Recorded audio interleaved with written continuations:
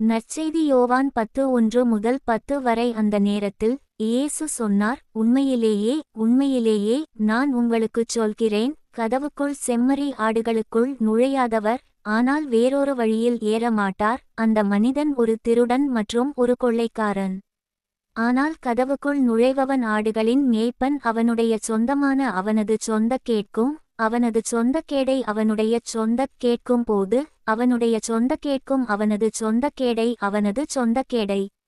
அவர்களுக்கு முன் செம்மறி ஆடுகள் அவரை பின்தொடர்கின்றன, ஏனென்றால் அவர்கள் ஒரு அந்நியன் பின்பற்ற மாட்டார்கள், ஆனால் அவர்கள் அவரிடமிருந்து தப்பி ஓடுவார்கள், ஏனென்றால் அந்நியர்களின் குரல் அவர்களுக்கு தெரியாது.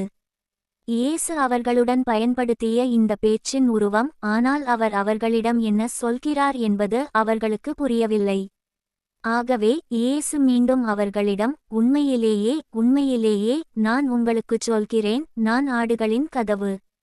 எனக்கு முன் வந்தவர்கள் அனைவரும் திருடர்கள் மற்றும் கொள்ளையர்கள், ஆனால் ஆடுகள் அவற்றைக் கேட்கவில்லை. நான் கதவு. யாராவது என்னை காப்பாற்றினால் அவர் காப்பாற்றப்படுவார், மேய்ச்சலை கண்டுபிடிப்பார்.